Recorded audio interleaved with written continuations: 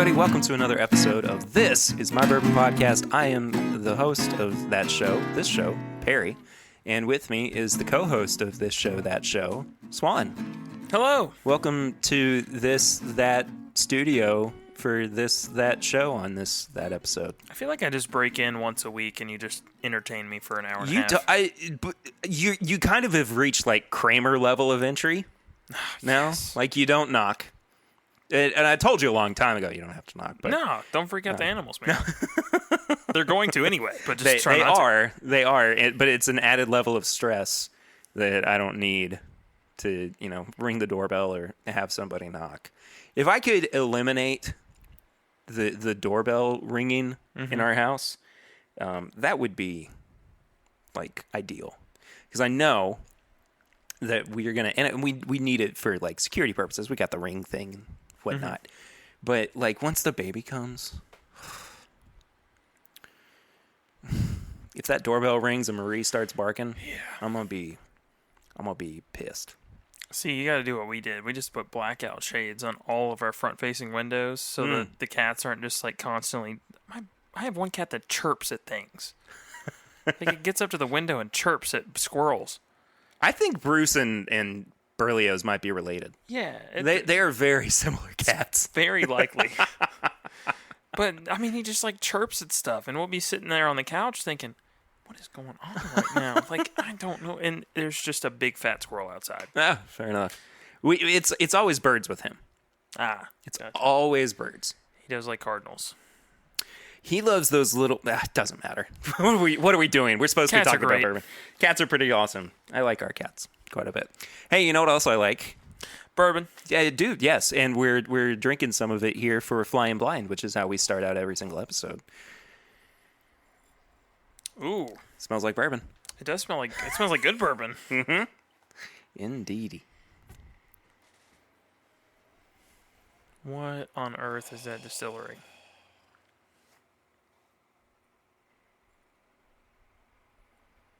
It's kind of giving me like a turkey thing, where it's like honey-ish, yes, but it's not as heavy. Like I always get like a viscous honey feel from turkey. But it still has.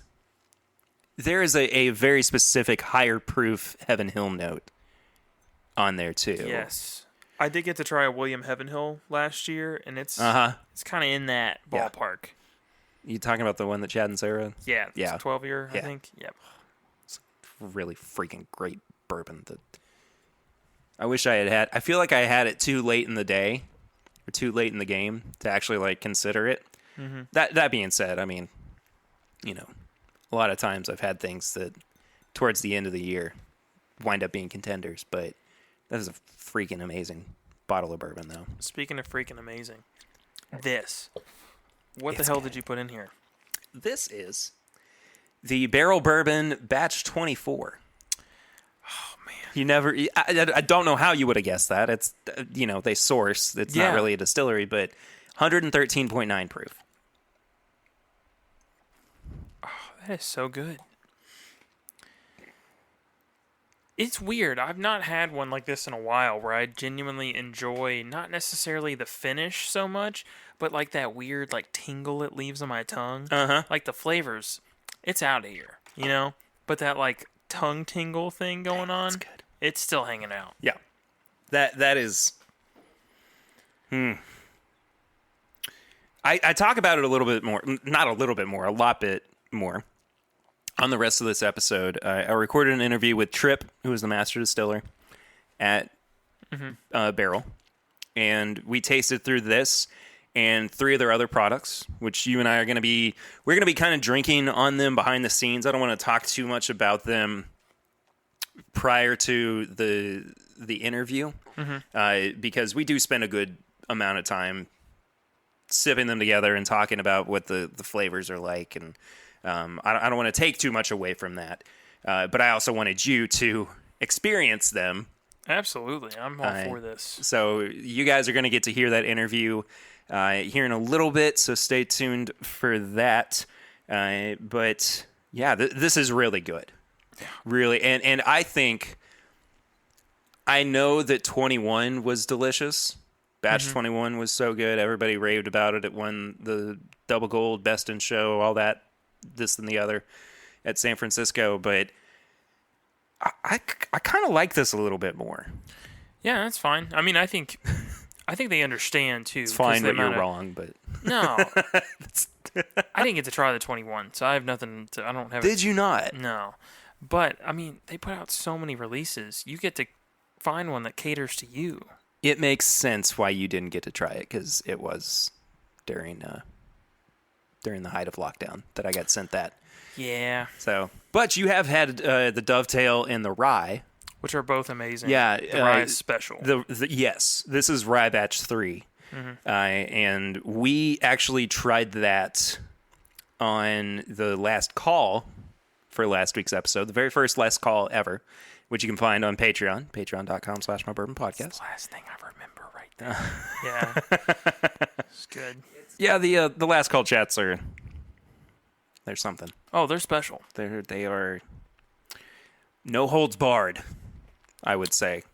It's a good way of looking at it. Yeah, uncut and unfiltered. Yet again. All right. Well, Swan, I guess I need to ask you as well, like I typically do at this point in the show every week. What have you, Swan, the guy who's sitting across from me, been drinking recently? Me. Okay. 1792.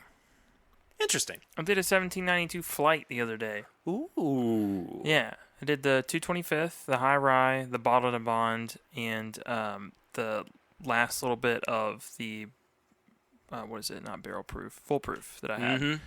Had all of them. I like the High Rye, man. Yeah, it's good stuff. It's so good. It's hard to compete. And honestly, the 225th is really not that great. I know there's a lot of people that probably want that to complete their collection, but it is just so crisp apple. I will say it's a summer bourbon. I mean, it is crisp and refreshing. I don't know. It's good. The whole thing's great. I need to delve into it more. If you want to see a Perry who's about, 70 pounds, 80 pounds lighter than he is right now, review that on an uncorking with Chad and Sarah. Very first uncorking I ever did with them. I'll put the link in the description. Yeah, because it's fun. I got a picture of Perry handing the bottle to Chad with a giant arrow that says Chad on it or something like that. That was one of the first bottles I helped find. Yeah, that's way back. I mean, that was months before I ever started the podcast, but I was kind of dipping my toes into figuring out how to taste and, experiencing to some degree. And it was fun. I still like the 225th. I know it's not the most amazing thing in the world, but I do like going back to it every now and then. I just mixed two things. Magical. Ooh, okay. That's good. Interesting. I'll have to try that here in a second. Yeah, hand me that one. Should we review? We'll reveal what it is. I don't see why not. Oh yeah. So we got, what is it? Well, it was the last of the Barrel Batch 24. Barrel Batch 24 was just a splash. Don't do even. Okay. No, that was probably a little too much. That's okay. It's all good. But the other half was the Bellmead Madeira bourbon. Yes. I'm excited. I want to find out what this is. So you did a 1792. Did a 1792 flight. Had a little rare breed. It was a good week. Yeah. Oh, that smells fantastic. Yeah. It smells like a freshly baked apple pie. Woo, but the alcohol got right up in my nose. It'll do that. Well, what have I been drinking? Oh, this past week on the live stream, I did a bunch of Elijah Craig picks.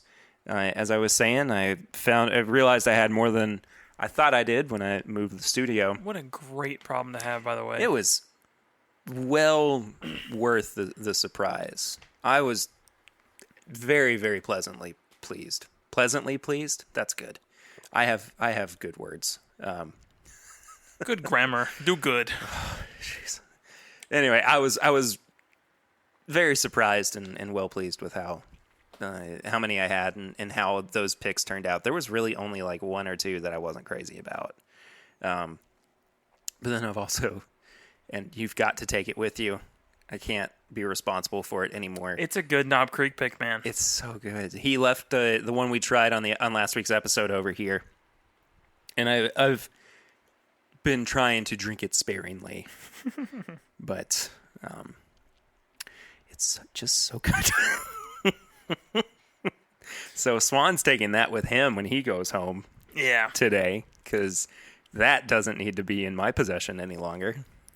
Isn't it funny how you find one that you're just like, that is good, and you've got this entire collection, and you're like, I'm gonna go grab the same thing again. Yeah. And you just, it's gone. It's there until it's gone. See, that's the big problem I have with special bottles. Mm-hmm. Not just like wanting to drink them on my own, because I do that every now and then. And I think I've talked about this on the show before. When I get something special that a lot of people don't get the opportunity to try, my immediate instinct is to share it with other people. Mm-hmm. So that happened with the first bottle of William LaRue Weller that I ever got. I was like, well, I'm going to let everybody try this. And it got to the bottom fairly quickly. I held on to it for a good long while. Yeah. But, like that first bottle of Lot B that I had, that's no longer in existence. No. That's been gone for a long time. But I've done my best to and I haven't really had a big special bottle in a while. But yeah. I've tried to transition my mindset. It's been a day. My mindset from this has to be what everybody tries to, well, what are some good available things that people can try to? I'm not trying to hoard the special stuff for myself either, but if you're only bringing out big spender bottles, you set a standard that you can't get away from. Yeah, I like the idea of finding picks that are special. Yes. And then just obliterating through those. Because if I go through a Russell's pick, it's not detrimental for me to, one, find it, and two, go grab another one. Like, yeah, I mean, it's absolutely. Just, it's nice. Especially if you find it at the beginning of its lifespan. Yes. Like, if it's the first couple of days that it's actually been out, mm-hmm. and then, you drink it, and you're like, I need more of this. Then you go back for it, and there's still, maybe about half of what was there originally. But yeah, I have definitely transitioned more towards either some daily drinkers or, what are good picks. You grab that Jim Beam single barrel though. Yeah, I need to get some more of this, man. It's really good. I had one bottle and I just tore through it. We should take the time to drink that and compare it to Antique 107. We should, yeah. They're real close in proof. But the thing is, this replaced Antique 107 in that category, I feel like. Because it's basically the same price at about $25, $26. Mm-hmm. Again, like almost the same proof. Yeah, it's not a wheated bourbon, but still, it's... I think that in terms of value, it's really taking the place of Antique 107, especially since it's jumped up to $50 a bottle. Yeah. That's if you can find it at retail, too. Also very true. I still haven't actually tried this little blend that you threw at me. Dig in there, man. Kind of smells like an oatmeal raisin cookie now. Oh, that's good. It is. That is good. That's good. At some point, too, we're going to finish off this, maybe for the last call, we're going to finish off this barrel. That the one I gave That's you? the one you gave me. Forever ago? Yeah, I think this is as much as you gave me. I'm excited because I didn't like that at all. That's why I gave it to you. And I tried one the other day, and I was like, what was I thinking? Was that a bad barrel pick or something? This is the same thing that happened to you with the Elijah Craig Barrel Proof. Yeah, so I'm excited because the Elijah Craig Barrel Proof's long gone. That one's still in existence. Yeah, well, I know how to hold on to things a little bit better than I did back then. Yeah, and I also know where one of these is sitting on a pennies over cost shelf. This pick? No, a different one, but okay. it's also a barrel bourbon pick. No kidding. Yeah. Huh. Okay. Well, we'll get into that at some point. I'm not sure when. Before we do that, though, we have some news for the week to talk about. There's some really exciting things that happened this week. Nothing really earth-shattering or groundbreaking or anything. But one of the coolest things, I think, in recent memory and recent news was this. Covington, Kentucky is going to see a new vintage tasting room opening up. All right. It's going to be called Revival. And I kind of likened it in our Google Doc to like a Justin's style, like place of business where, it's basically geared towards vintage products. And it's going to be the first location in Northern Kentucky where, as a citybeat.com says, I don't know really where Citybeat is from. Northern Kentucky, I guess. Anyway, they say this is where other dusty collectors can legally buy and sell their rare bourbons or get a professional valuation of their bottles. So it looks like something that's really cool. I'd love to get the folks from Revival on the show sometime, talk about this. They're good friends with Marianne Eaves. So oh, nice. We've got a good point of the world is so point of small. contact. It really is. It's fantastic. It really is. Yeah. I'm excited about this, and hopefully, I of course don't know what the prices are going to look like when the time comes, but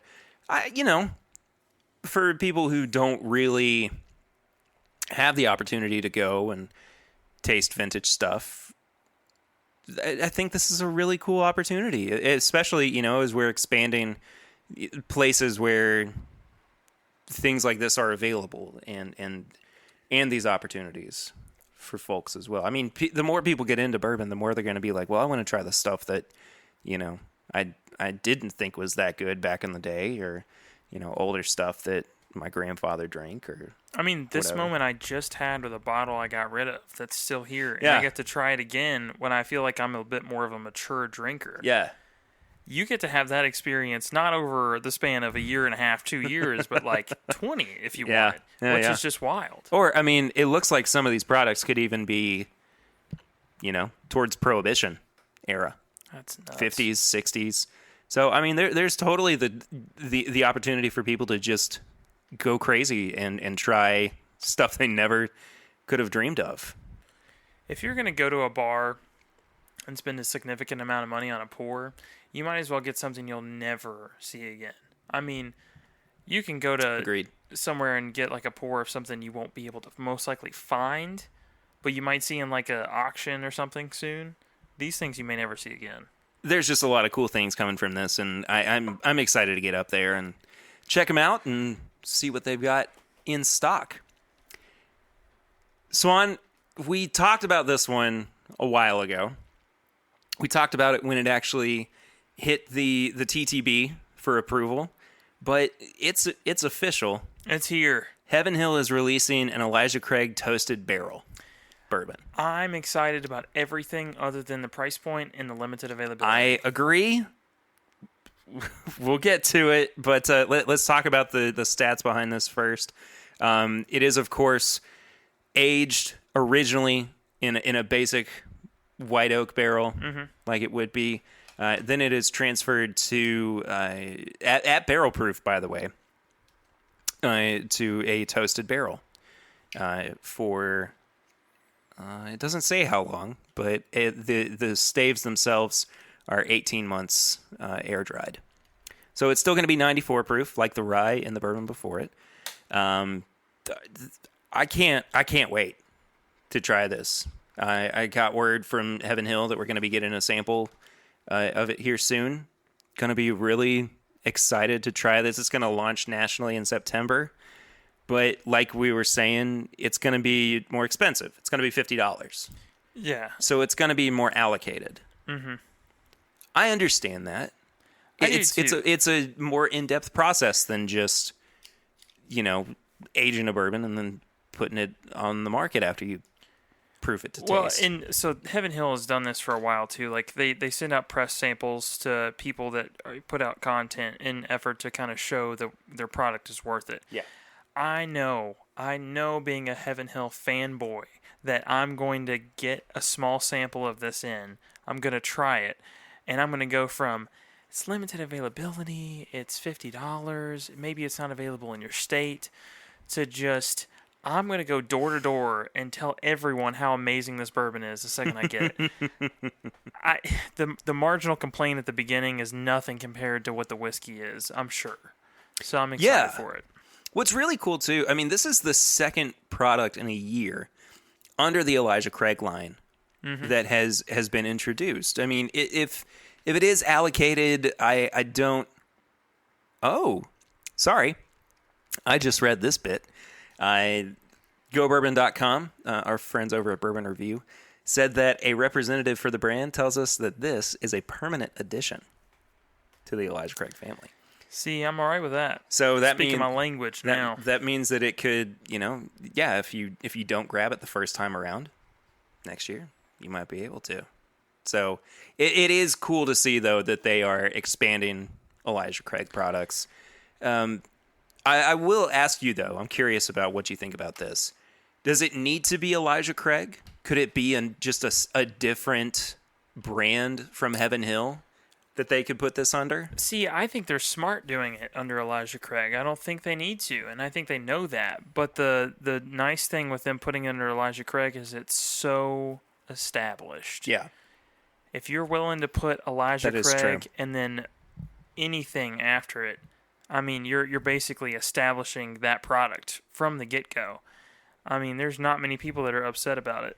So anyway, I mean, we'll get to actually try this next week and review it for you guys. And this is super in advance. I mean, this is maybe the earliest we've ever gotten a sample for review. So 2 weeks. Yeah. Or excuse me, 2 weeks, 2 months before the product even comes out.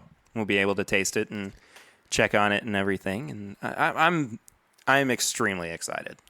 I am too. I think it would be worth even maybe seeing if we can find something that's toasted that's on the market regularly and put it up against it. Yeah. Because I mean, they're kind of new to this game. I don't think Heaven Hill's done anything toasted I prior don't think to so this. either. So that'll be interesting. I mean, the only thing they might have put out that's been toasted was probably one of the Parker's Heritage releases. Even then, I'm not sure that they actually did. Yeah. Could have maybe idea. been a William Heaven Hill. Or just but nothing that's Heaven Hill. accessible. Yeah, exactly. Yeah. That's kind of what I'm getting at, is that it could just be like a Heaven Hill private stock release at some point that we don't know about. But we will have to look into that for sure. There are some releases for the week. The first one being the new Old Overholt. 2 new Old Overholts, actually, that we had brought up on the show before, thanks to the TTB filings. First one is a 4-year-old 114 proof Kentucky Straight Rye whiskey at 104 proof? Or is that 114? 114. 114? Yeah, sorry. Math. $30 a bottle, September 2020. Only going to be available in Ohio and Pennsylvania. Road trip. Heck yeah. I might send you on your way to do that, though, because I don't, at that point, I'm like locked into, Oh, that's Lexington. All good. Yeah. But there's also an 11-year-old Old Overholt rye at 92.6 proof for $75. Also only going to be available in Ohio and Pennsylvania. It's remarkably similar to the old Granddad 114 bottle. I think it's the same one. I mean, it's the same bottle for sure, but they've even got the fake wax stamp on the center of it, and the labels. I don't know. That's just fun to me. But I think that Old Overholt's actually produced and bottled by Jim Beam, though. Oh, okay. Well, then that would make sense. I think. Just send us some of those bottles this way. Yeah. I don't know. I could be off, but we'll have to look into that. Either way, there's not been a lot of rye whiskeys that are that old that I've had. No. It should be interesting. I will say down here at the bottom, the need to know section that they've posted here, likely the oldest Old Overholts released Certainly the oldest in living memory. This 11-year-old comes from just 50 barrels and thus is extremely limited. So, I mean, it's also only available in 2 states. Yeah, so this is going to be pretty rough to find, I have a feeling. I don't doubt that it's going to be sought after, but at the same time, I'm looking forward to at least the chase. There is a new bourbon coming out of Texas as well. Still Austin Straight Bourbon, 2 years old, 49.2%, 98.4. There we go. $45, August 2020. Only going to be available in Texas with expansion planned at the moment. Okay. I have actually heard that the Master Distiller at Still Austin does really good things. Really? I believe her name's like Nancy. It's probably on here somewhere. Nancy Fraley. Huh. Yeah, so I'm a little more excited about this one. Oh, look at that. She has very, very descriptive ingredients listed here. So instead of just corn, rye, and malted barley, it's actually white corn, Elbon rye, and Wildfire extra roasted malted barley. That's wild.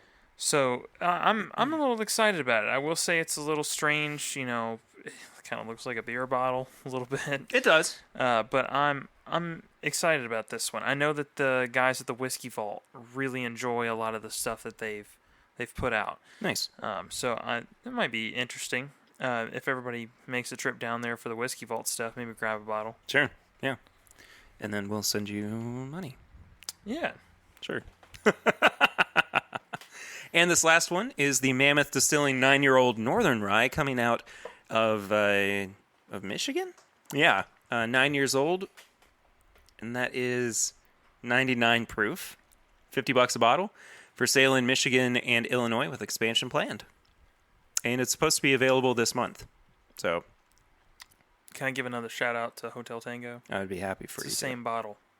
Yeah, it looks just like it, doesn't it? It's the same bottle. Yeah. And they did the graphic design on the Hotel Tango one still just it's much better. Blows it out of the water. Yeah, but still a good looking bottle. They did say this is for sale in Michigan and Illinois with expansion planned. So I'm excited for that. Maybe it might actually make its way to Kentucky. Well, we got just a couple of TTB releases or TTB labels that we need to talk about. The first one really intrigues me. This is from KO Distilling in Manassas, Virginia.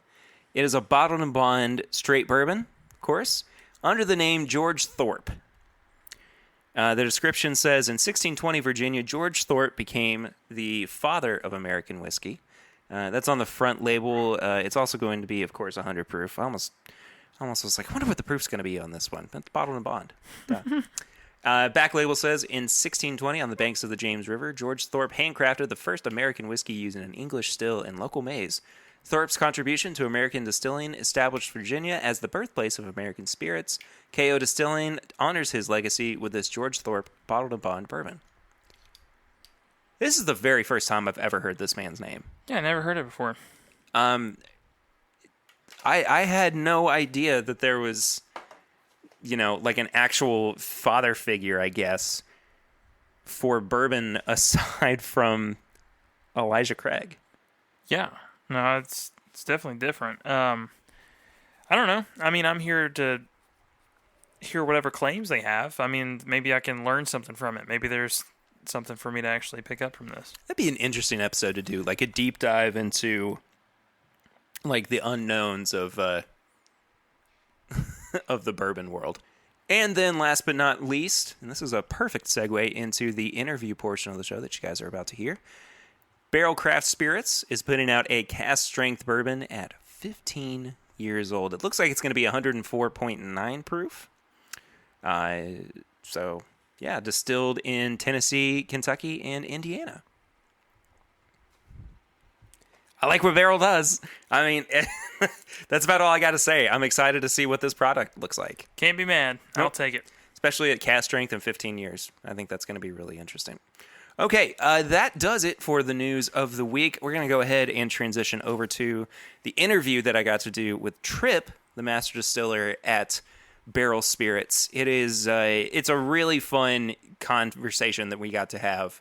I talked about kind of his origins as a distiller, getting to find out where his palate lies, his work that he does alongside Joe Beatrice, who's the other guy that works there. Well, he was the founder. Excuse me. I don't want to downplay what Joe does. It's very important to to Barrell Craft Spirits. It basically wouldn't exist without him. Goodness gracious. Anyway, I really enjoyed getting to chat with Tripp. I also want to say thank you to Aaron Brost, who is their media guy, setting up this interview, sending the samples my way as well. And I hope you guys enjoy this interview, and we will be back on the tail end of that to wrap up the show. Incredibly excited to finally welcome to the show somebody who we've kind of been circling around getting this guest on before. You all know him as the Master Distiller at the Barrell Craft Spirits. Ladies and gentlemen, please welcome to This Is My Bourbon podcast, Tripp. Hey, Tripp, how are you, man? Hey, Perry, what's up, man? Thank you for having me on. I appreciate it. I'm glad we finally got together. Yeah, me too, man. It's been a while, and being in the middle of preparation for becoming a dad, and moving stuff from one place to another, and boxing it all up, and putting it down and picking it back up, has just kind of gotten my brain all discombobulated. So it's nice to sit down finally and talk to you, not just about Barrell, but about your experience as a master distiller. And congratulations on becoming a dad. Thank you, that's fantastic. Yeah, I heard about that. That's great. Yeah, it's pretty crazy. She's got just a little under 3 months to go, about 2.5 months. Oh my goodness! And it's the middle of summer. And it's the middle of summer. It's exactly, yeah. So the best is yet to come. Yes, sir. At this point. So, Tripp, talk a little bit about your experience with Barrell. How did you kind of come to be a part of this organization, and what has your relationship with Joe been like as well? Okay, well, a little bit about my background. I've been in the business a little over 16 years now. My background's in biochemistry and molecular biology, so I like to focus on the science of why things happen the way they do. I spent 9 years with Brown-Forman as a research and development scientist.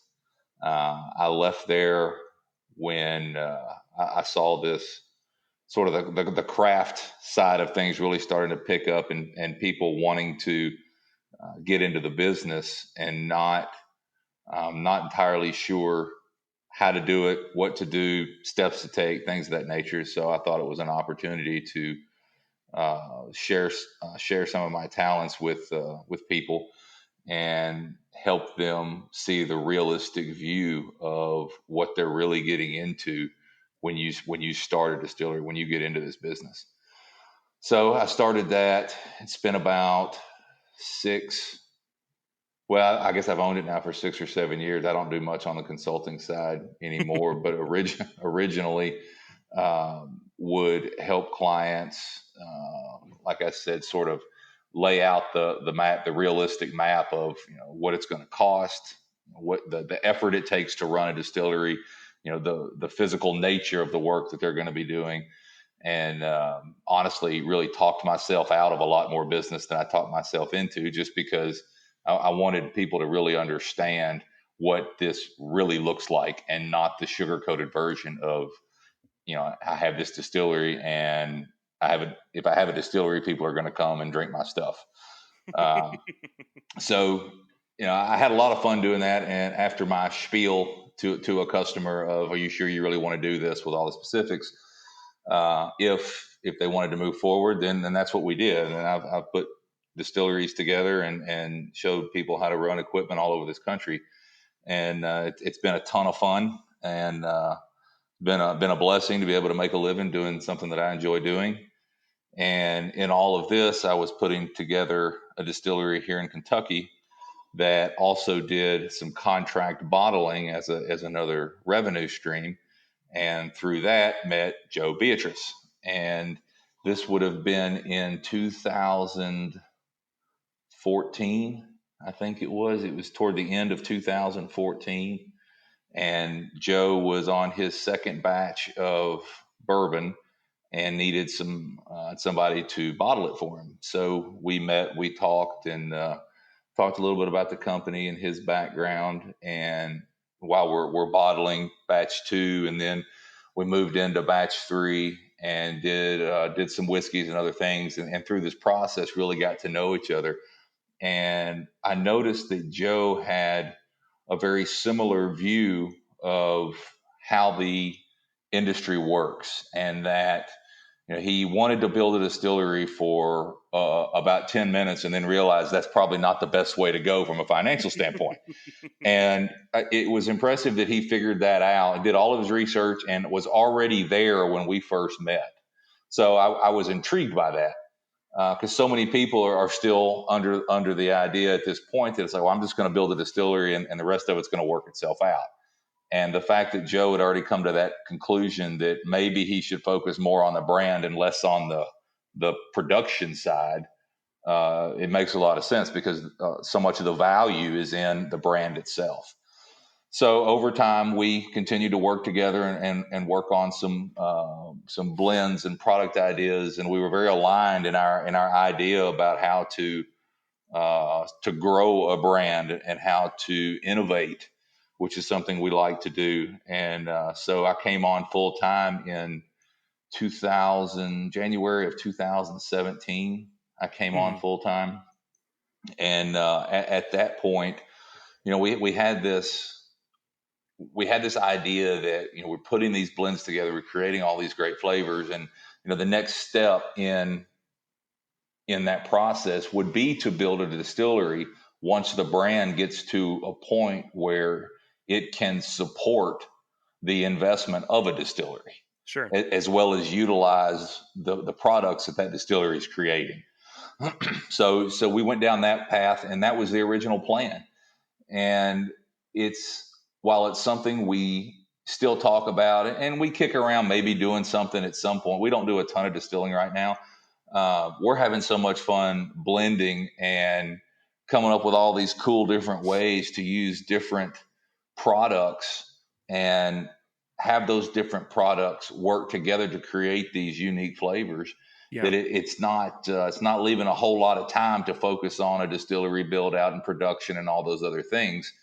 But I think at some point that would be something fun to do, because there's a whole nother aspect of creating flavors when you start from a raw material, a grain raw material and yeast, versus taking what's already in barrels and using those as components. So there's a whole gamut of things that we've talked about doing, and so we'll see how it goes. Well, and it seems like, regardless of how much fun you might be having with it, success at the end of the day is kind of what, of course, pays the bills, and that's what keeps you interested in pursuing this full time. And you guys have definitely had plenty of success, especially in the past year, and namely, of course, San Francisco World Spirits Competition. Batch 21 bourbon taking home the top honor.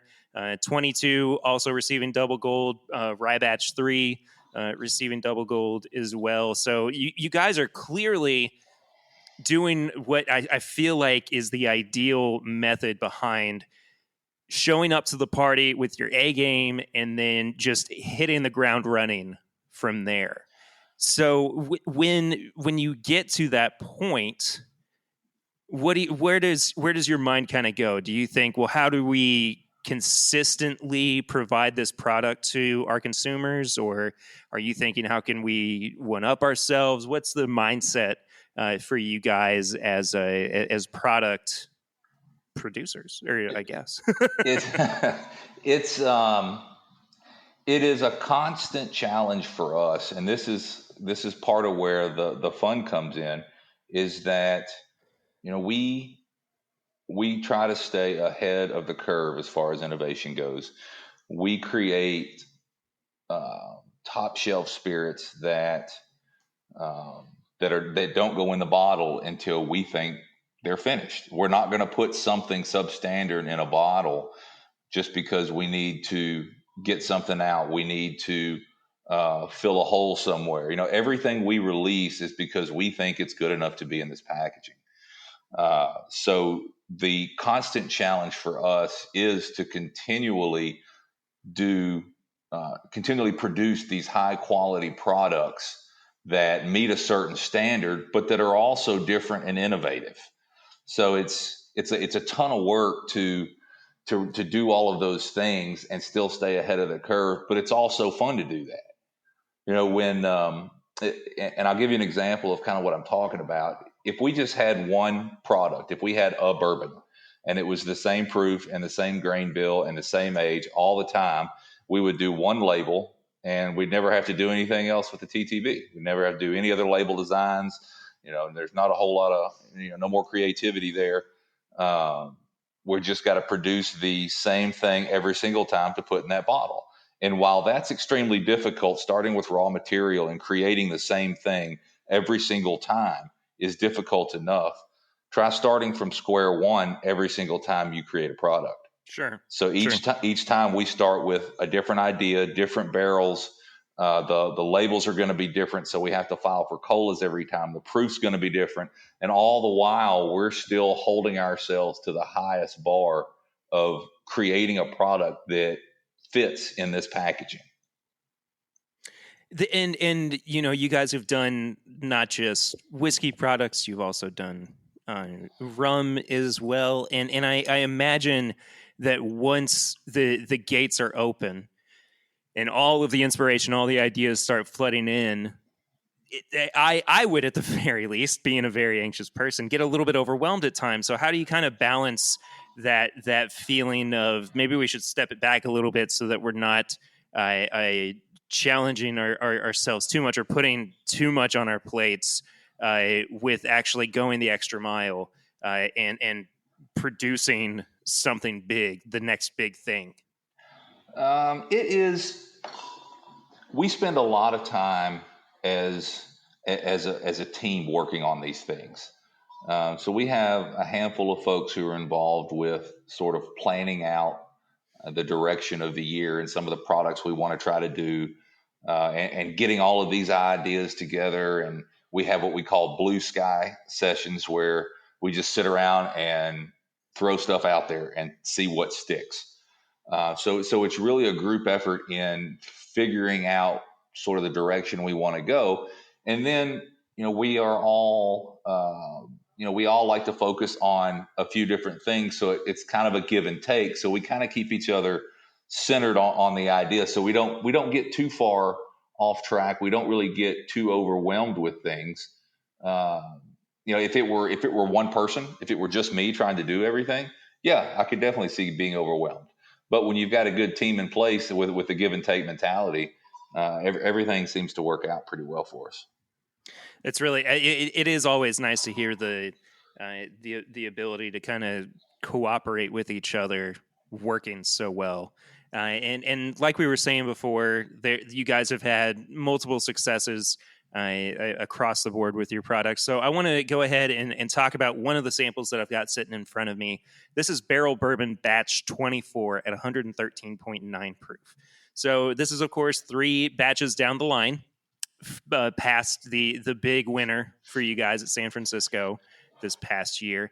Tell me about the difference in blending processes between those 2 batches and how kind of for you and Joe, blending is ever changing in this game. So it's, Joe and I have a lot of similarities in the flavors that we like, but we're also different. And I am hypersensitive to certain things that he's not, and vice versa. So it's a good checks and balances system for creating a flavor-driven product. So both of us typically like a heavy fruit, stone fruit, the typical vanilla flavors, some of the wood flavors, and varying concentrations of each of those can dramatically change the way the product fits within the matrix, but it still has a lot of the same components that we like. It just sort of tips the scale one way or the other. So as far as the process goes, we look at what we've done and we know that we want to do something a little bit different. So with all of the companies that we work with some 65 or so bulk companies or companies that produce product, and we have a good understanding of what we can expect to get from those different facilities, and what the different warehouses and the different locations in the different regions of the country for bourbon and the world for other things, what we're going to get from those. So with that in mind, we can have a conversation and say, okay, this is what we did last time. Let's move this direction.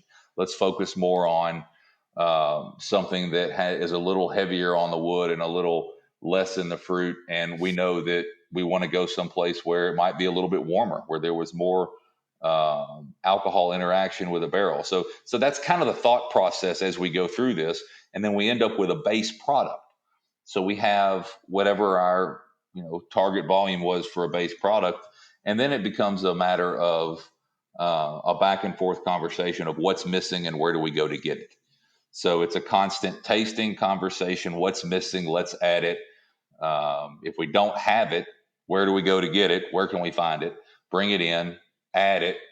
And it's that over and over and over until there's that aha moment where it's, man, this is fantastic. Button it up, put it away, and on to the next one. And sometimes that's a week-long process. Sometimes it's a 3-month process.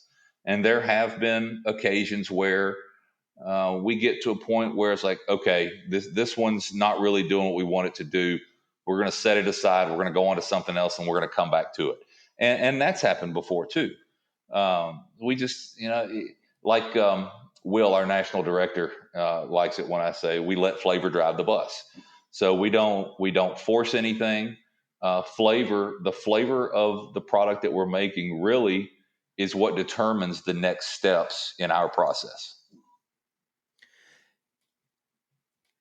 That's an incredible way of approaching the process too, and the thought behind, and I know that there are plenty of people who will look at something and go, either that's as good as it's going to get, or good enough, and then put it out to the market. So the intricacy, the time, the energy put into producing these whiskeys, putting them out to the market, I think it really shows through, especially in this batch 24. This is an absolute flavor bomb. It hits you right up front, and it doesn't let you forget that you're drinking a really good bourbon.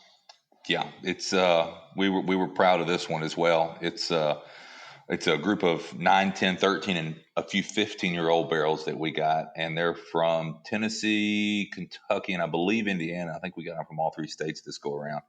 Mm-hmm. And it's a big, bold, floral, fruity type flavor profile. And again, you're going to find that in a lot of our products. That's something that Joe and I especially like, and so we typically gravitate to that.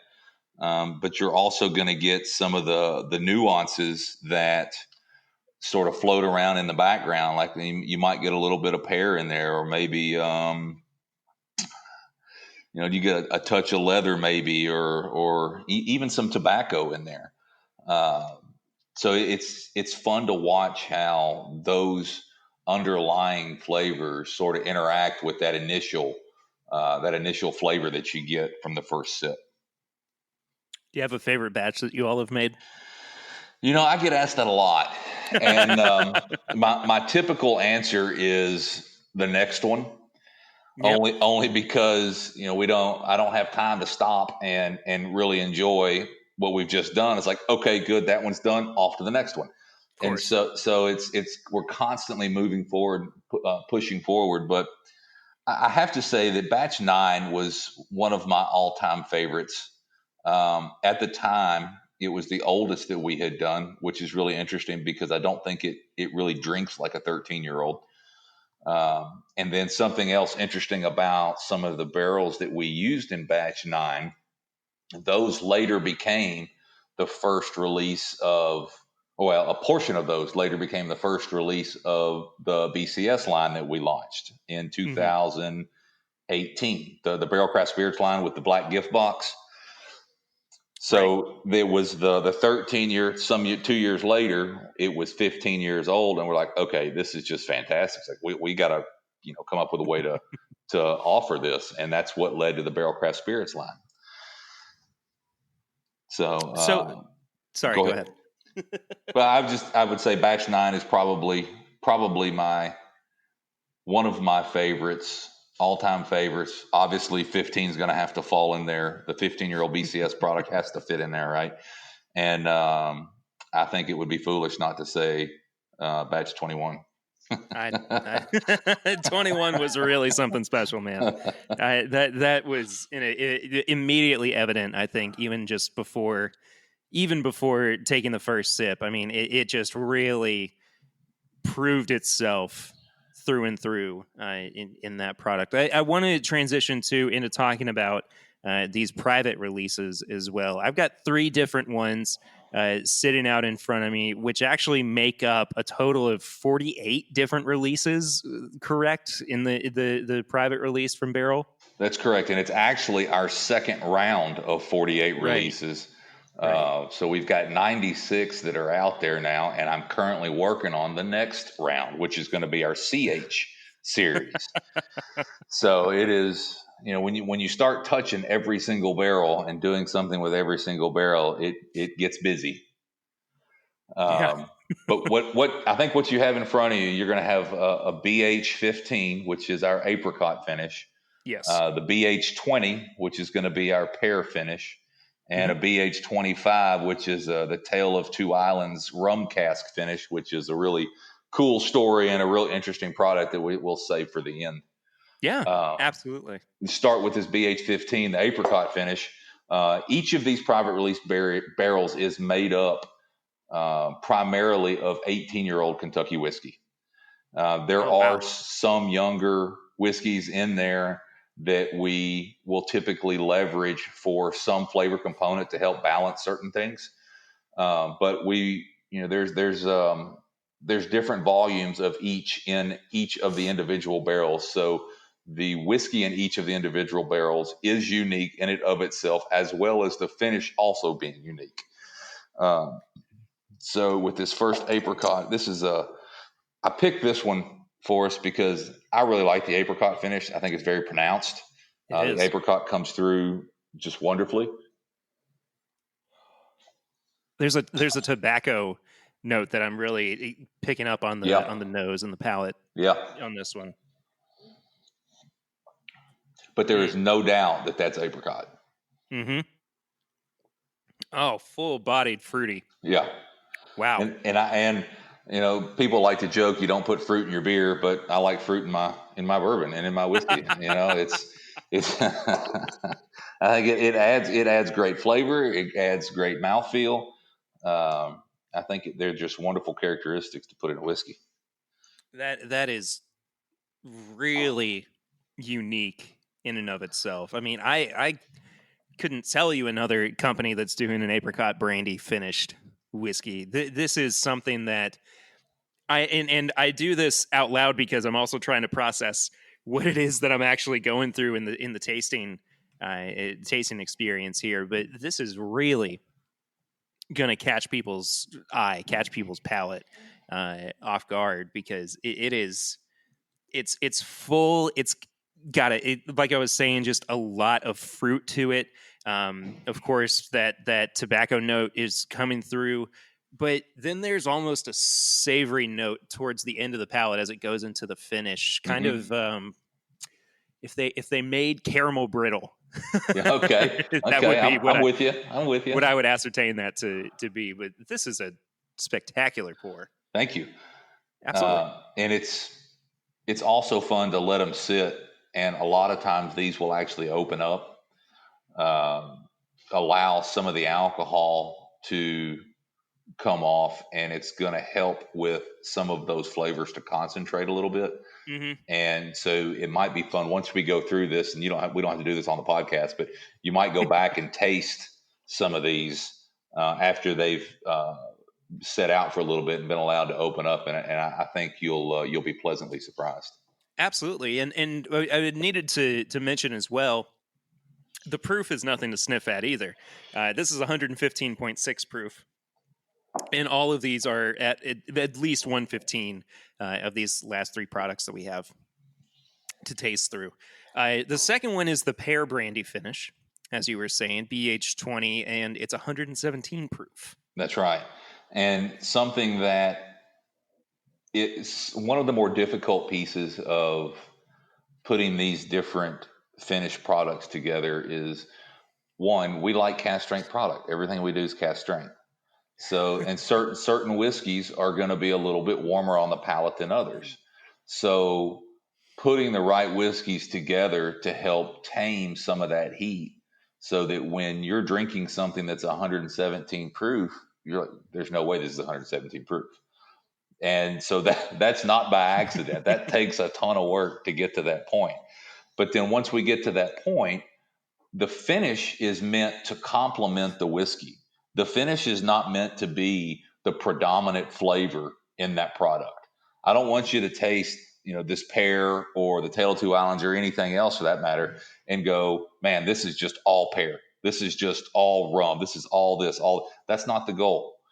The goal of these is to take a finish and have that particular finish complement all of the other flavors that are already in that whiskey.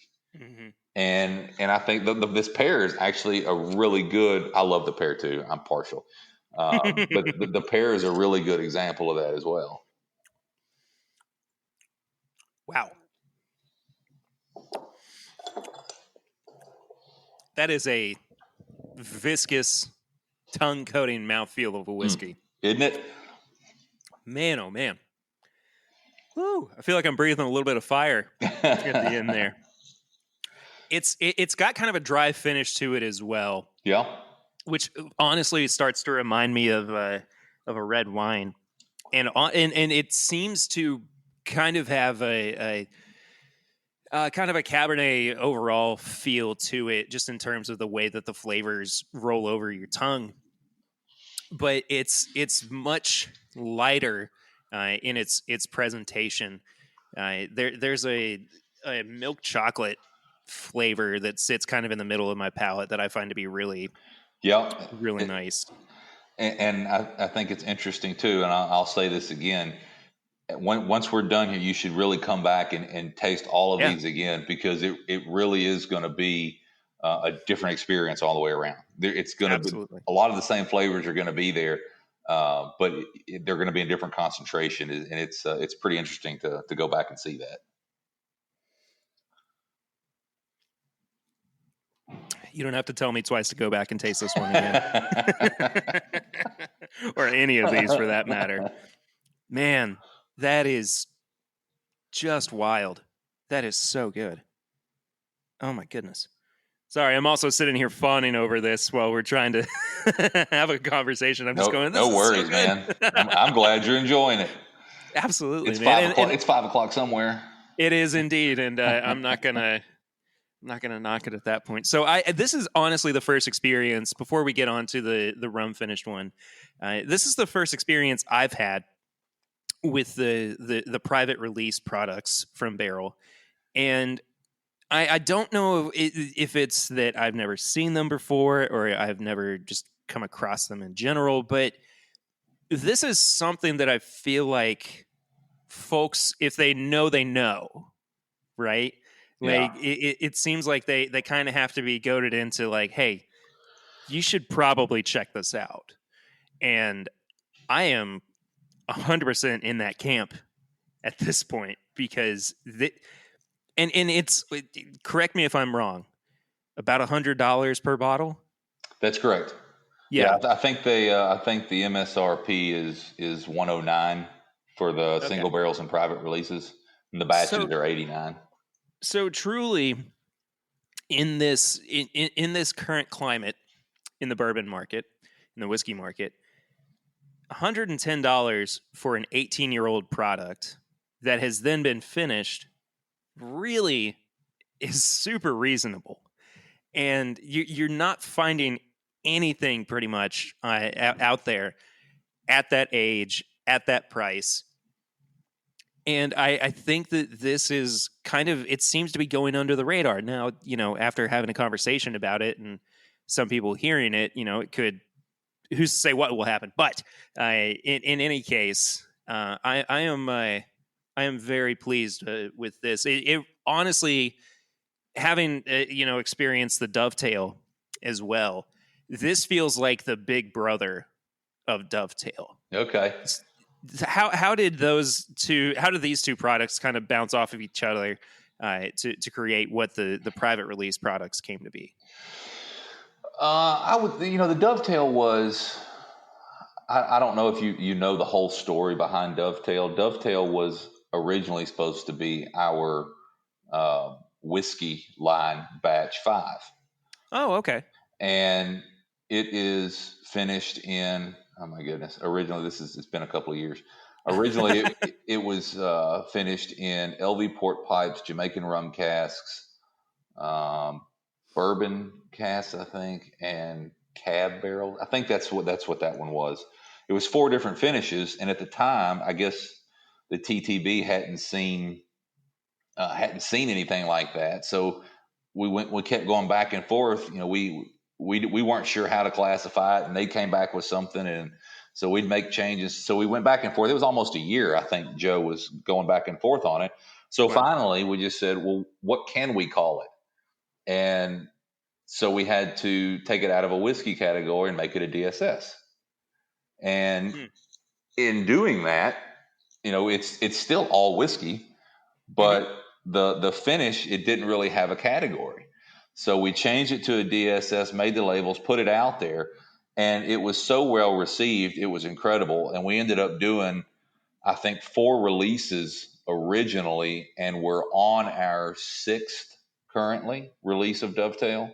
Okay. And it's one of those things where taking all of those different flavors and again, creating a product where they all interact differently at different concentrations to create this product that is made every time with the same ingredients with varying concentrations of each. It really is enjoyable to see how all of that works together. Yeah, absolutely. And I've always found Dovetail to be really quite special too. So it's interesting hearing that, you guys were so diligent in working with it. So let's move on to the Barrell Whiskey Tale of Two Islands rum finished at 116.26 proof. You said that there was an interesting story behind this. I'm curious what that was. Yeah, so Joe and I got some rum. So I don't remember what year it was. It was for rum batch 1, and it was 7-year-old Barbados rum. And we created our batch 1. We held some back. So we were thinking, batch 1 was gone. Let's do something with rum. Let's come up with a cool finish. So we were in the lab one day, and we're talking about the most off the wall finishes that we could use with rum. And I mean, it was stuff that you would think is just disgusting. Like, this is not going to work. There's no way this is going to work. And we had 20 or 25 different samples. And the very last one was an Islay Scotch cask. And, we weren't originally going to do it. And I said, let's just do it and see how it works out. So we taste it and we look at each other and it's like, there's no way it's this good. There's no way. So we let it sit. We came back to it the next day, and we had at the time of the release was an 8-year-old rum finished in Islay Scotch casks, and it just doesn't sound like it works. But when you taste it, again, the interactions of those flavors and how they work together and complement each other was just amazing. So what we have here is whiskey that we then finished in one of the barrels that was used to create the Tale of Two Islands rum. So it's you're going to get it is rum forward. You're going to get some rum out of this. But again, the rum flavors that are in here work very well with the flavors that are pre-existing in that blend of whiskeys.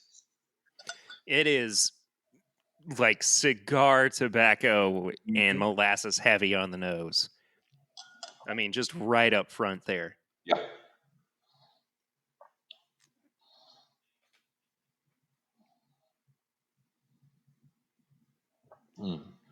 Coats the tongue so well. Oh my gosh. Hold the presses. That's it. Everybody stop. Go home. That is absolutely it. Holy moly. Oh my gosh. That's like super adult s'mores Yeah.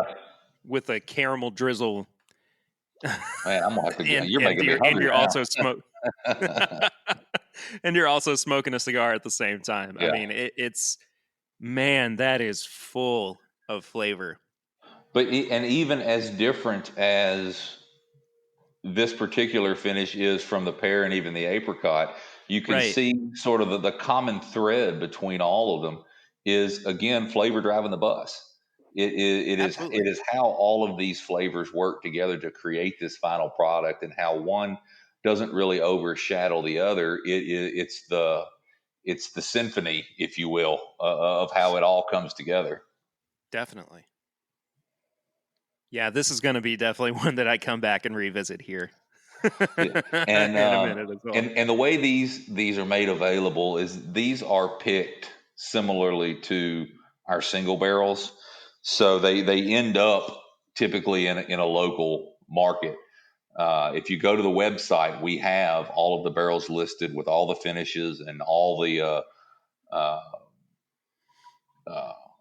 each of the barrels and the finishes and everything. And then we also have a store locator where you can put in your zip code or area code, and it will tell you where to go to where the closest store is to buy our products. Wow. So we try to make it as easy as we can. And then you can also get us online. We've got a buy now button on the website that you can go and find these and click buy now, and it ships in a day or two right to your house. Wow. That's spectacular. I'm glad to hear that because, being in Kentucky. Yeah. That means that's going to happen here soon. Yeah. Gosh, this is an absolutely fantastic lineup of whiskeys. The Barrell Bourbon Batch 24 included. Tripp, before we wrap things up, I got to ask you a question. Shoot. You're from Chattanooga. I am born and raised. Where'd you go to school? I went to Notre Dame High School. Oh, okay. My dad graduated from Baylor. Okay. Yeah, he was sports rivals. Yeah.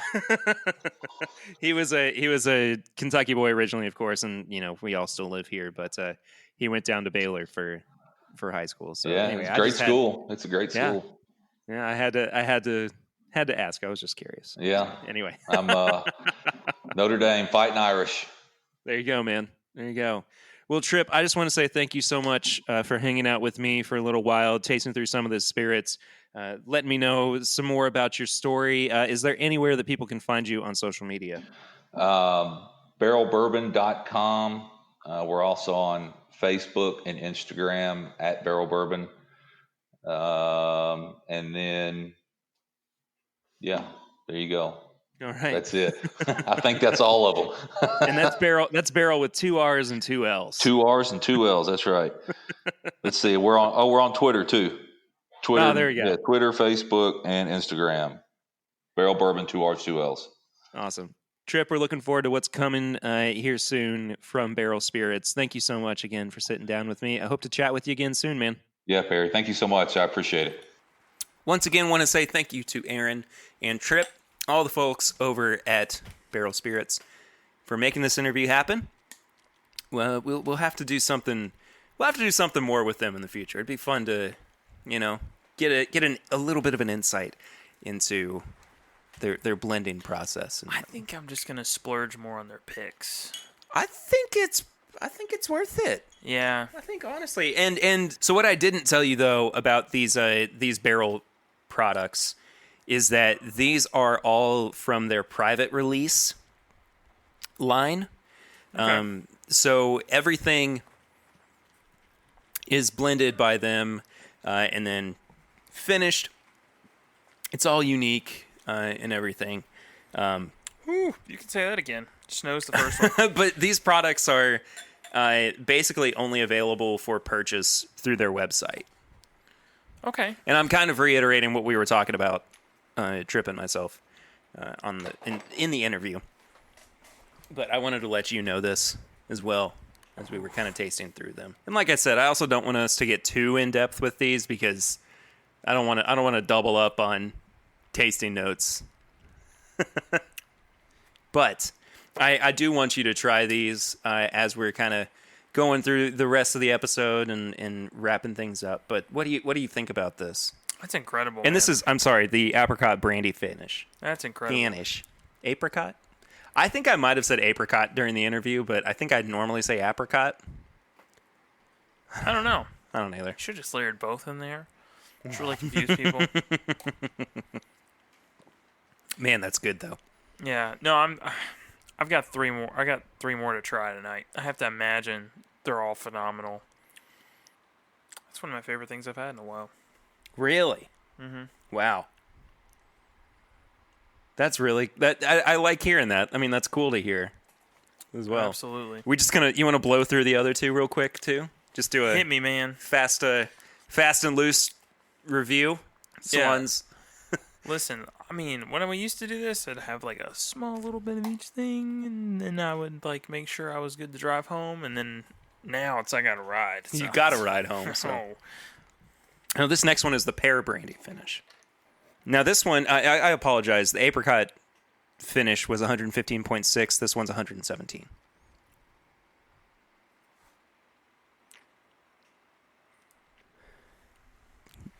You seem like you like the apricot a little bit better. I like the apricot better, yeah.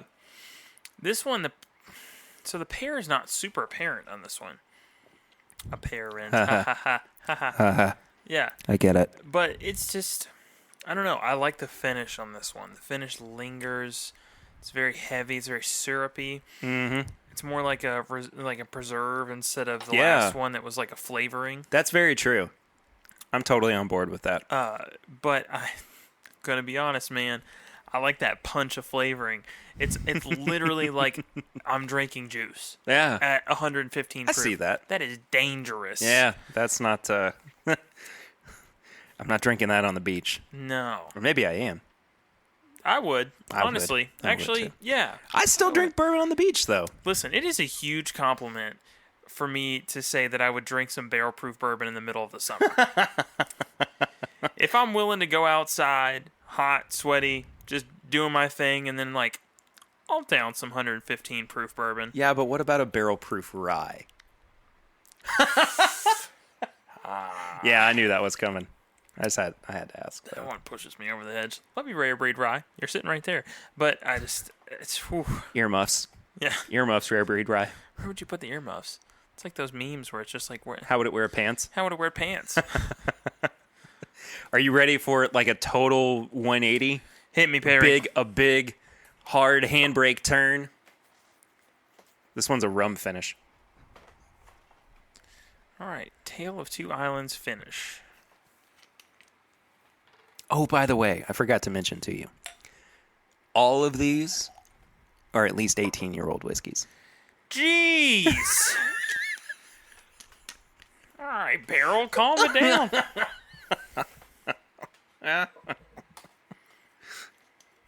Oh, I know, right? Goodness gracious. Uh-huh. This is the easy, no-holds-barred winner right here. Oh, the nose. Oh, the nose. Get out of here. Get out of here. I'm going to be in different moods for the apricot versus this. But if I'm purely just like, what is the better whiskey? It's this one. It's that, yeah. Yeah. It's the last one.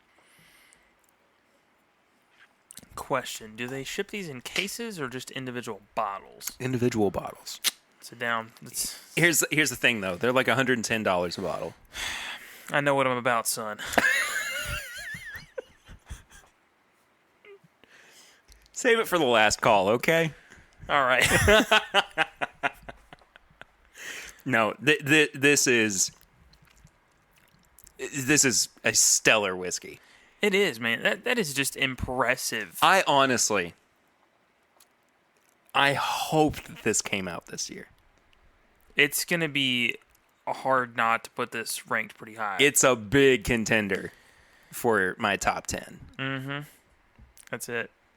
I mean, what else have we had this year that we've been this over the moon about? I mean, I really liked Elijah Craig Batch 1, the barrel proof. Oh, yeah. That one was really good. Yeah. But I mean, no, this is it.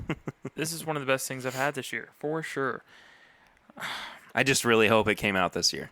That's Yeah. it. That's the only caveat. See, this is what I wish they would have done with the Dickel Bottled and Bond. Mm-hmm. People are like, oh, it's so different, it's original, and that's why we placed it on top. Okay, cool, but is it really that good? Yeah. No, it's not. But this is original and really good. This is original and really good. This is no longer just a weird caveat that puts it in first place. Yeah. This is like, just it's hitting all the marks, man. It's so good. Yeah, and I'm going to have to try to put it in a part of the studio that I forget about. You're gonna have to put that away until you're doing your like recollection of 2020. Absolutely. Yeah. I mean, same thing with the A120 and even the B520. Mm-hmm. They're both great. Yeah, They're both great. and I'm gonna really have to deliberate between the two. Then that's the Elijah Craig barrel proofs, by the way. Mm-hmm. Not the larceny barrel proofs were bad, but I've just been more inclined to like the two Elijah Craig releases that we've had come out so far. That's anyway, definitely fair. So I think that does it for that section of the show. You ready for tips and/or bits? Yeah. Where we recommend some things to people. Can I actually go first on this one? Yeah, absolutely. So last week, I kind of like half recommended Paper Mario: The Origami King on the Switch. Has that changed? Yes. Let's hear about it. Okay. So I finished the game. Mm-hmm. It really took me about a week to like just get from beginning to end just to finish. And I'm going back and trying to 100% it and everything. But like I beat the final boss. But I think it was about Wednesday or Thursday night. No, maybe it was earlier than that. Might have been it. Yeah, I can't remember for sure. It doesn't matter. There is a story beat that completely turned me around. And it went from me being like just unsure about the game to being like, I want to replay this. All right, Nintendo, take my money. Yeah. I will say I still don't like the combat system. I think it's really convoluted. It's by not by any means a perfect game, but No. it's got some really great storytelling behind it, and it's definitely not my favorite game that I've played this year. No, and that's fine. But also the combat mechanics and like just holding Nintendo's system in general, you got to take two things into consideration. That's never been their strong suit. I mean, look at the N64 controller. They've got three things to hold on to. Oh, and I you only hate have- that controller. You only have two hands. Yeah. And like you look at the GameCube controller and you're like, there's so many buttons and there's an extra joystick just hanging out. When I was 8 playing on the Nintendo 64, and my hands weren't big enough to reach in to get to that middle Joy-Con, that was the most frustrating thing in the world. Yeah. But when I say combat mechanics, I mean like the in-game, like how you actually Gotcha. fight enemies, Yeah. like the method through which you battle. Just not your thing. It's not good. I don't think it's good. That's fair. Period. And I think that I can in some ways appreciate, it's not a spoiler or anything, I can appreciate the puzzle aspect of it, I guess. But I just, like, I remember the first couple Paper Mario games where the enemies are lined up for you and you just jump on everybody. and that was it. And like part of me, it is probably a nostalgia thing where I'm like, I wish that It's true. this is how it was. And I can't remember which Paper Mario game it was. It might have been Thousand Year Door, but there was no combat system. There was no battle system. It was just standard Mario. You jump on an enemy and they're dead. Right. But that Thousand Year Door didn't need a combat system to it. It was already a really dense game. It already had so many layers to it, and it was just spectacular. When I think back, and it's something that I totally forgot about until I started playing Origami King. Thousand Year Door is one of the best video games I've ever played. It's fair. It's up there. I was a big Mario Sunshine fan, if we're talking Nintendo. Yeah. Well, I exclusively really play Nintendo. I'm just not other. Yes, I would like to, be able to play PlayStation Spider-Man and but like stuff Nintendo like that, but is your kind of gaming. It's Yeah, like it a pick is. up, put down style gaming, not the kind I do where I go home and it's like, well, my next 6 hours are taken every single night. Yeah. See, I don't like online multiplayer combat games or things like it's just not me.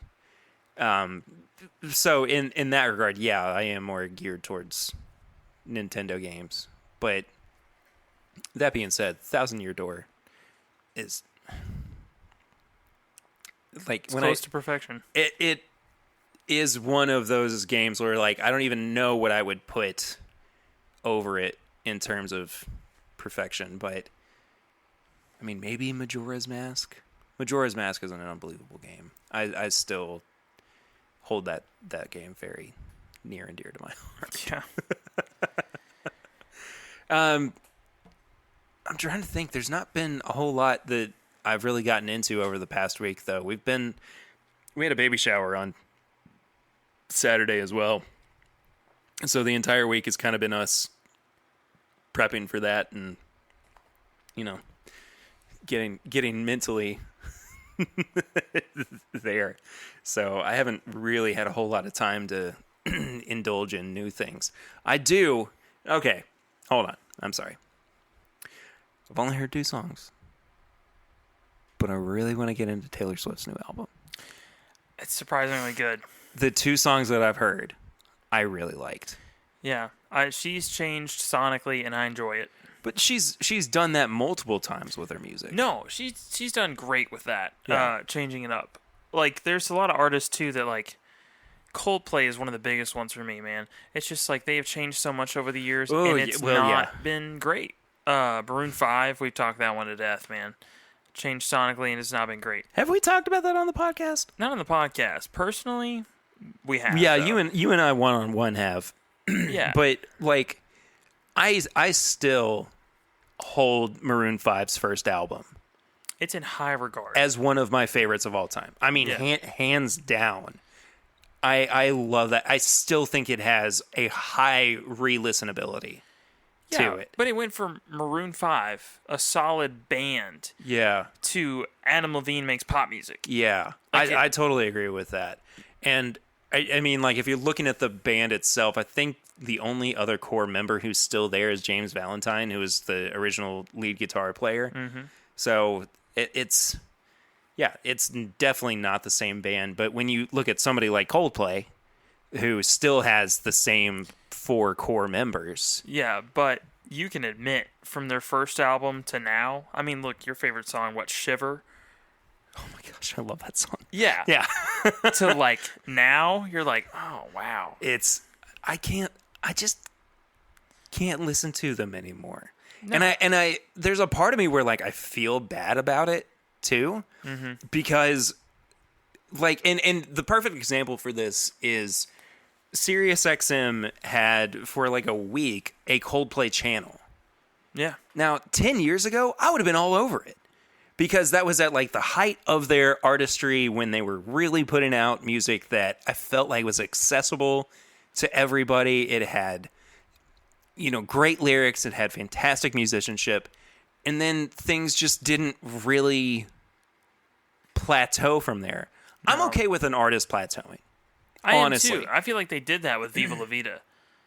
Well, yeah, and whatever the next album was afterwards, My Lizotto after, was just not it. Yeah, for me. but like, My Lizotto was good.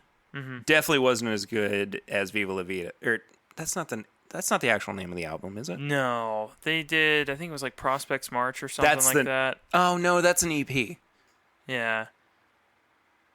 But I mean, it doesn't matter. The album that Viva La Vida was on. I know. I apologize for people. I know that there's somebody who's screaming at us, but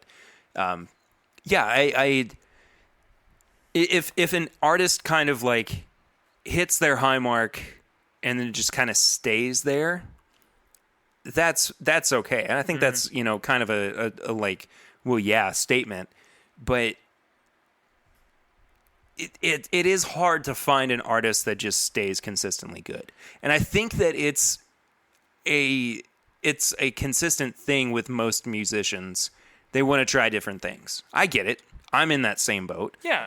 Like I want to experiment with beats and stuff like lo-fi hip hop. Mm-hmm. Like that's just kind of where my mind is focused on right now and see what I can do with that, or lo-fi R&B, whatever it is. I want to see what I can do with that. It's also pushing myself artistically, musically, whatnot. Aside from just writing, singer-songwriters stuff and a song that could have a guitar solo in it. I want to try to see what I can do sonically in a different space. So I understand when other artists are doing that, but at the same time,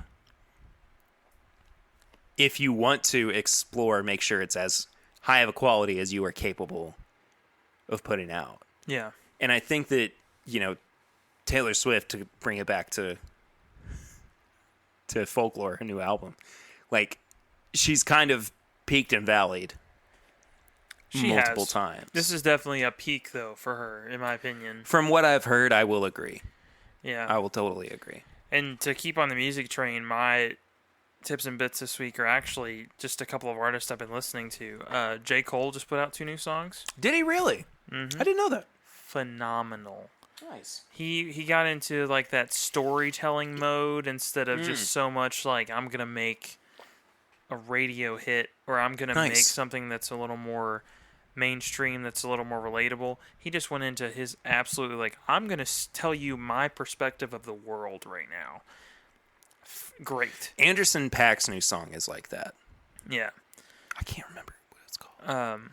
And then another artist that I've talked about multiple times, Glass Animals, is releasing a new album. Are they really? Early August. They've already put out 2 new songs. It is nice. Good. It's very, very nice. That's good to hear. Yeah, I mean, that man is just so multifaceted in what music he puts out. Like, he literally took the approach in an interview with his first album. He's like, yeah, I don't really want the lyrics to make sense. I make the entire song mix mastered, and then I just fill in with just absolute nonsense. And guess what? It sounds cool. It doesn't make any sense, but it sounds cool. And I'm just like, I can't be mad at that. Yeah. I respect it. Like, he knows exactly what he's putting out. Sure. Of course he does. I just enjoy the crap out of both of them. It was kind of a rambling tips and bits, but... It is. It was long tips and bits. But hey, man, it's good. We have a podcast. We're allowed to talk about whatever we feel like, I guess. No, we're not. Let's talk about Scotch. No, I'm just kidding.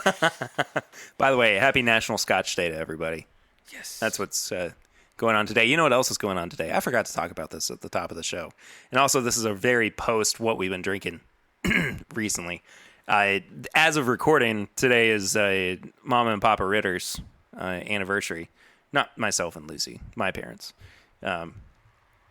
And so I brought over a bottle of Blanton's that had been dumped on their anniversary a couple years ago. And for the past few years, it's kind of been our tradition to drink some of that on their anniversary. And we actually finished it off tonight. So, happy anniversary to Mama and Papa Ritter. Dad also says hi. Swan. Hey, Dad. Well, guys, I think that does it for this week's episode. Thank you all so much for listening. And once again, thank you to Tripp for sitting down with me for a little bit and getting to talk about Barrell Spirits. I've enjoyed this episode. This has been a fun one. It's been just kind of a loose one, man. It's been a little bit more, kind of free form. It's like jazz. You're just listening, and waiting. It's about the words you don't say, not the ones that you do. There you go. It's a weird analogy. Anyway, Swan, where can people find you on social media? I'm on Instagram and Facebook at My Bourbon Finder. And I am at PRitter1492 on all social media channels. You can follow the show itself at My Bourbon Pod on Instagram, Facebook, and Twitter. You can leave us a 5-star rating and review on the iTunes podcast app. That is a absolutely spectacular way for people to find the show if they are new listeners. And we will pop up in their search feed if they just search for bourbon on their podcast app here in the iTunes app. And if you do leave a review, we will actually read it out on air. There's no new reviews this week, but if you'd like to get one in before next week, we record every Monday. So if you want to do that before Monday of next week, feel free to, and we'll read it out here on the show. You can leave us a voicemail for our Barrel Ring segment, which we don't do every week. But it's always fun when we get to.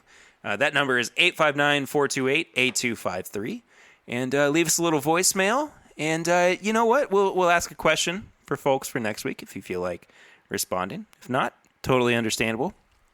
But what if you have had Barrell Spirits? What's been one of your favorite releases? You know, they've had so many different batches of their bourbon. And, a few different batches of their rye, and of course the dovetail. So I'd love to hear what people think about that and why they think that as well. You can also drop us a line at thisismybourbonshop@gmail.com, and we'll respond to your question on air if that's what you would like for us to do. You can find all of our apparel and merchandise at bourbonshop.threadless.com, and there should be a sale going up there fairly soon, whether it's a birthday sale for me or even a baby sale. We could be doing that soon. I would also like to get, I know we've been talking about this forever, but it would be really nice to get some different merch up, some hats, maybe a mask. That'd be kind of fun. Yeah. Stuff like that. Topical. Yeah, absolutely. And then last but not least, you can become a patron of the show at patreon.com/mybourbonpodcast for as little as $1 a month. For as little as $5 a month, you get not only bonus episodes that come out every month. I know I'm a little bit behind. I'm sorry. I'm trying to catch up on it. The new bonus episode for this month will come out this week. I apologize. Anyway, you also get the pregame chats, which start every Tuesday before the episodes drop on Wednesday. And now the last call for the episode where we kind of wrap things up. And that drops on the Thursday after our main episodes. So, yeah. It's fun times over there. Swan, should we thank a patron while we're here? You want me to pull up our patrons? Pull up some patrons. Let's pull up some patrons. Well, Swan, why don't we this week thank one of the hosts of the Hop-Ons podcast. Nice. Who is also a supporter of the show. Colin Cox, who is a dear friend of ours. He's been on the show a couple of times. Good old Colin. And Colin and his wife, as of when this episode comes out, probably have just had a baby. All right. I talked with Colin last week, and he was like, we were catching up and everything. He was like, how you been? And I was like, well, we're just in the middle of baby prep.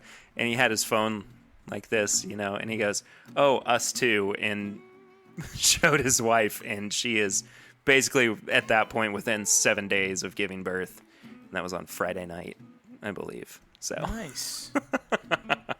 So Colin, buddy, thank you so much for being a supporter of the show. We really do appreciate all of our patrons. We'll shout out somebody else next week, of course. That does it for this week's episode. Thank you all so much for listening, as you do every week. Please continue to share it around, tell your friends about the show, share some episodes, get some more people into the fam, all that good stuff. We got the last call coming out tomorrow, of course, on Patreon. But until then, and until next week's episode, I'm Perry. I'm Swan. And this is My Bourbon Podcast.